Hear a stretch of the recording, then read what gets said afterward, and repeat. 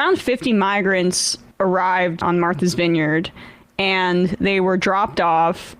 Officials were purposefully kept out of the loop so that a maximum amount of chaos could ensue for DeSantis's political stunt, which many people are saying is essentially human trafficking, because that's really what it is. It's human trafficking for politics. Yeah. And these, you would think, right? This is the governor of Florida. Perhaps these migrants arrived in Florida. No, they originated and came over the border in San Antonio, in Texas.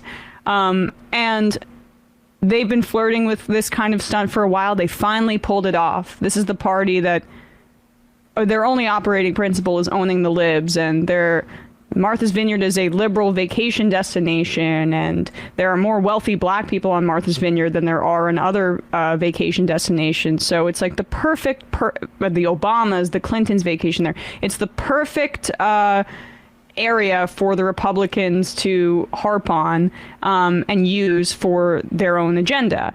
And it's a small island. There already are problems on that island with housing being incredibly unaffordable for the people that work there and live there full time because of the prices being driven up by the purchase of secondary homes from wealthy people on this island. And so that's where they decided to drop these migrants. And some of the stories of how they deceived people here are just jarring. NPR spoke to a woman that identified herself as Perla, and she said that she was approached outside of the shelter where she was lured into boarding this plane by saying that they would be going to Boston, where they would get expedited work papers and have food. That's how they trick them for their own political stunts. So they were lied to. I mean, some of them at least Perla, and she was recruiting passengers, other areas, saying like, look, this is where they're going to send us. They're going to provide us with expedited papers and food. They lied. I mean, despicable. It's just like the as I mentioned too, the island is quite small. Its houseless shelter is New York Times was saying it doesn't even operate in the summer and only has room for 10 people. So they had to house them at the local high school in Martha's Vineyard. And like, I mean, what's also gross about this too is that DeSantis, as I mentioned, they mostly seem to be from Venezuela. DeSantis is trying to not just drum up anti-communist and anti-socialist resentment with Cuban American voters in Florida, but he's also trying to sow racial and cultural resentment between two groups, because the Venezuelan population in Florida has grown rapidly in particular, and I think half of Venezuelans in the United States live in Florida. So this is just like a part of his divide and conquer Republican strategy. It's tried and true. But, you know, he really is throwing out all of his bags of tricks in the preseason ahead of his eventual run for president. My opinion is that I don't know how much this can sustain itself given how he's emptying the clip, so to speak. But it's really disgusting to play with people's lives like this. And on Jesse Waters' show yesterday, he had Mike Pompeo on, and they were receiving word of this incredible stunt by Ron. Here's Mike Pompeo's response in real time. I don't know if you've seen the video, but DeSantis has sent migrants on a plane to Martha's Vineyard. Now, this is where the Obamas have a home, Oprah, Beyonce, even James Taylor, who's going to be seeing fire, rain, and migrants. Not to mention Rosie O'Donnell. I mean, everybody basically that you know on the left has a home there. Do you think they're going to be embracing their new neighbors? You know, these are all sanctuary cities until they're in their sanctuary. Right. I doubt they'll embrace them. Don't know that I've ever been to Martha's Vineyard. I've been to places where we've seen these migrants come across. This is not good for America. Every town's a border town, and we need to make sure we get our southern border secured exactly like we did for 4 years, Jesse. All right, Mike Pompeo, thanks so much for joining us on Prime Time. Great to be with you, sir. Every town is a border town. By definition, dude, that's not really the case. It's an island. It's in the middle of water, so it's surrounded by water. Just a bit of a geography lesson. I mean, the glee that they exhibit there is just typical villainy stuff. But Kari Lake was also on Fox News yesterday.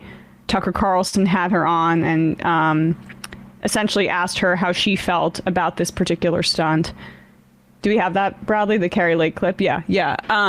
Here she is responding because she's running for governor in Arizona, and this is her take and different flavor.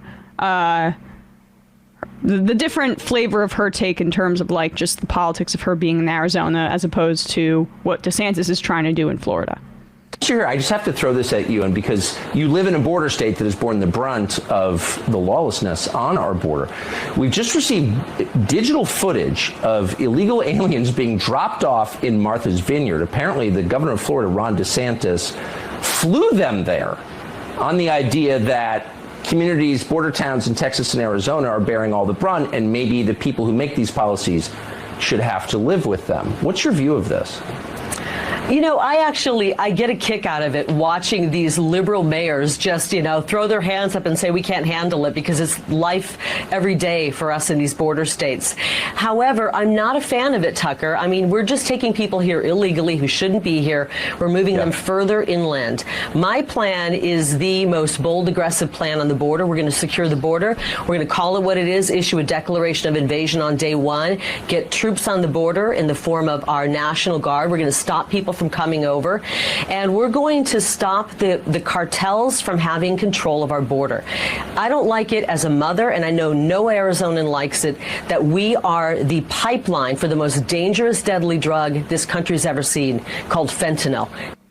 Yeah, well, no, I mean, it's just they are pivoting to fentanyls being brought over the border by migrants when I don't know if people realize who initially manufactured fentanyl, but that's the corporations that created this drug and knew that some of these drugs were incredibly addictive.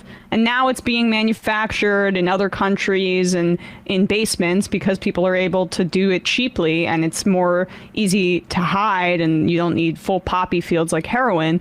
But that's beside the point there. I mean, it just... Well, I mean, these people support or work for the types of like Purdue Pharma companies, and shutting down any sort of influx of fentanyl over the border is just helping save them from competition, basically. Oh, yeah, it's a good point. But, I mean, the thing about this is that the reason that DeSantis hid this from local officials was in order to create as much chaos as possible for a political stunt.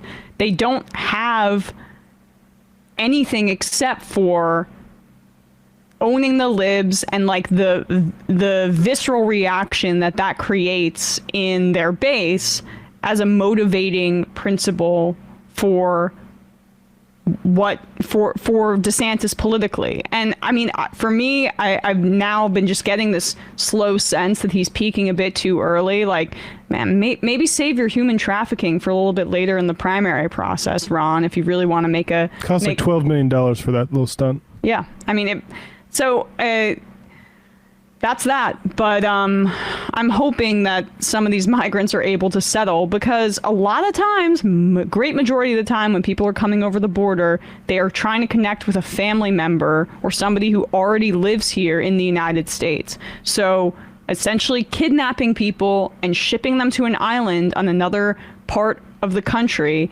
is not just cruel, it's family separation. But I guess that's the point, is it not?